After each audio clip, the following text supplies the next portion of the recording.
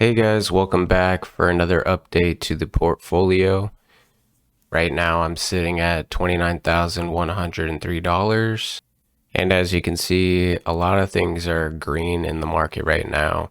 NIO is doing really well. It's sitting at a profit of $838 on about 100 shares. And I actually had 500 shares, so I'm kind of mad that I sold another 400 shares.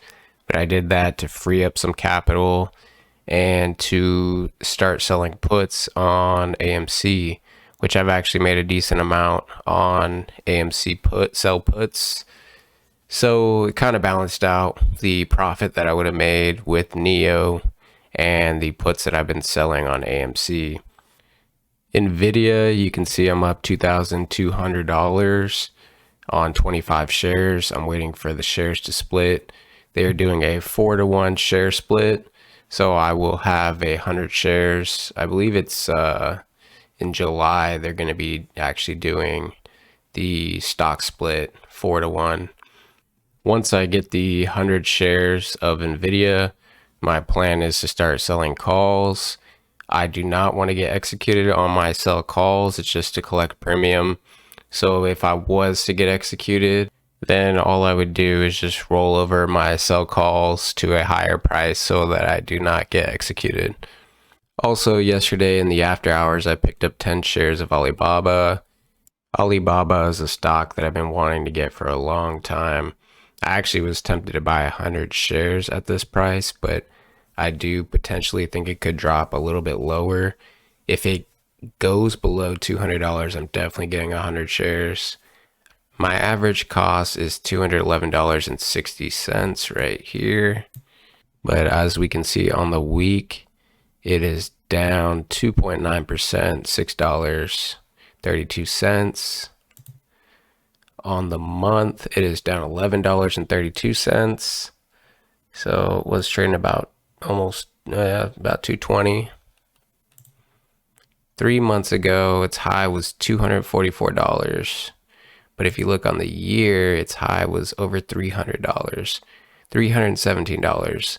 So right now I'm buying at about $100 discount from its highs. I do think it will return to the $300 range sometime next year, and I plan on holding this long term. Square is another stock. So if you look at these partial shares and the one shares that I have, I'm actually waiting for the reason I keep one share or less than a share is just to monitor it. These are some of my favorite stocks to watch. So I want them to be at the top of my list while I'm watching it. If Square dips below $210, I'll start picking up some more. Right now it's about 220. As you can see on the month, it's dipped below 200 quite a few times. So I'd love to pick it up there. I think Square is a great fintech play. They are involved with Bitcoin. You can buy shares on their Cash App, and they own Cash App. I could see this stock potentially being a $500 stock in the future.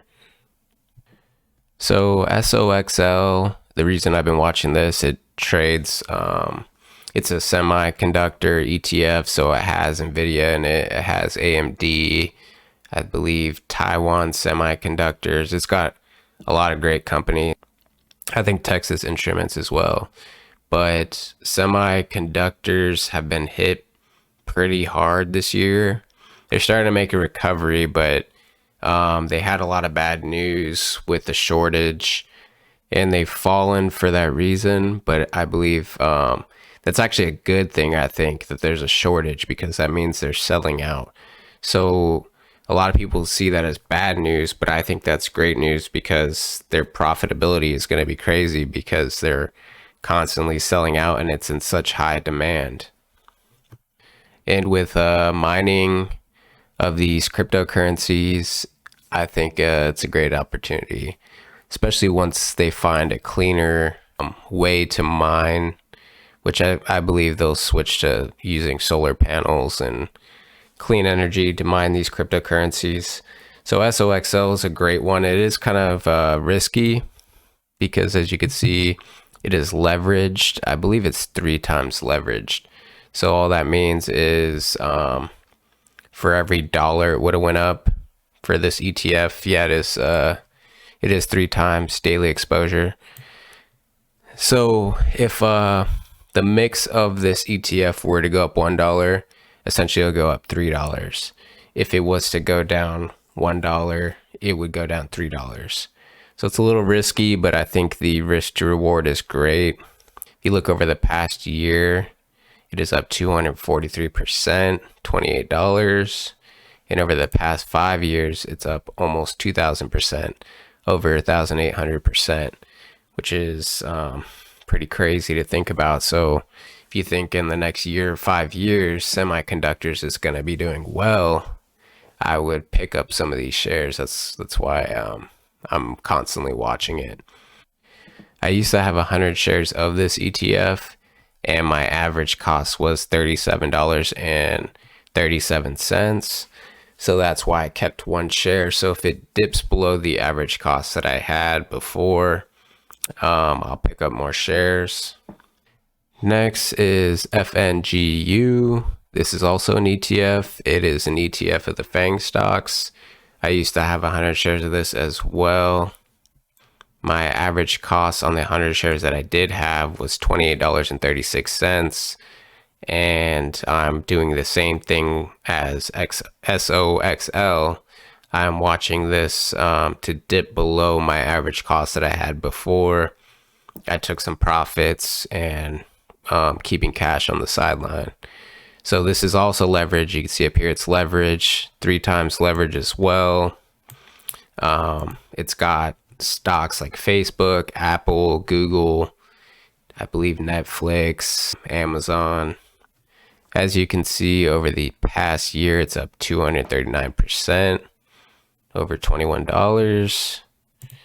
And over the past 5 years, it is up almost 500%.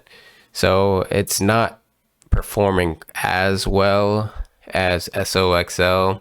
I believe in long term, it will, be over 1,000%.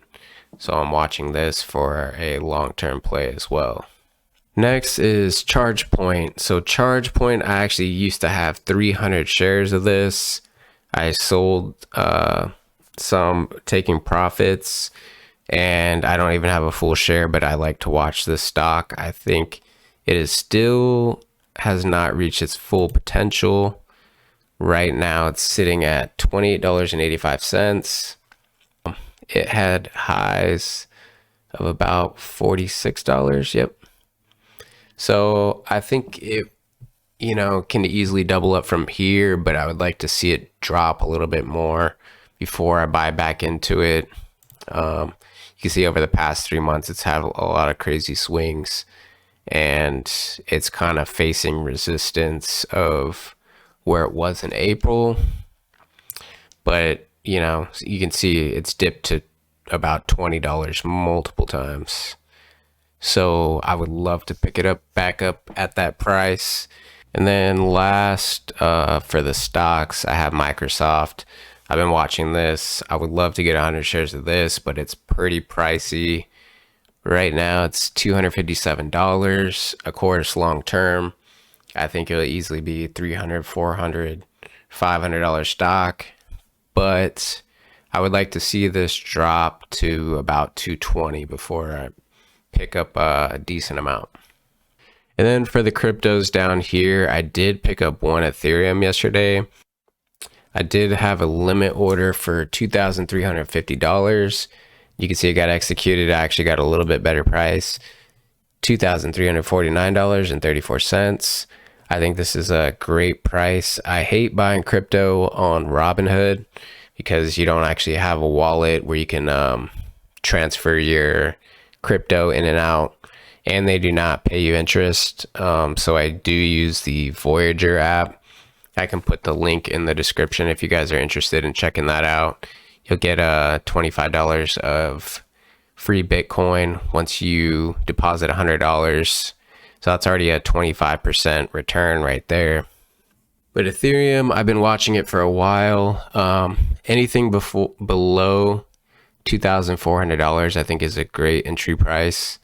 It has went over $4,000, $4,169. So it's almost half price. Long term, I do see this being over $10,000. A lot of people think it could flip Bitcoin, which basically they're betting that it's going to be more expensive than Bitcoin. I could see that happening. Not really sure when. There's a lot of stuff you can do with Ethereum, with dApps. So I think this is a great long-term play. If the market is still choppy, I might wait for it to go up to about $2,800. And if I see it having another downturn, I'll probably just sell it for about a $400 profit. But if you guys want to get into crypto and you're worried about the fluctuations, average costing is the best way to do it. But if Ethereum dips to about the $2,100 range, maybe even $2,200, I might pick up another one. The only reason I bought it on Robinhood is because I have some buying power on the side. I would say daily average costing is the best. But even if you were to just put, $5 a day, I think that's maybe the minimum daily you could buy with, $5 or $10. You can easily spend that eating out at McDonald's. So just think about that. $10 a day would be $140 every 2 weeks. All right, guys, that's it for the video. Thank you for watching. Have a great weekend, and I'll do another update tomorrow or Monday. Thank you.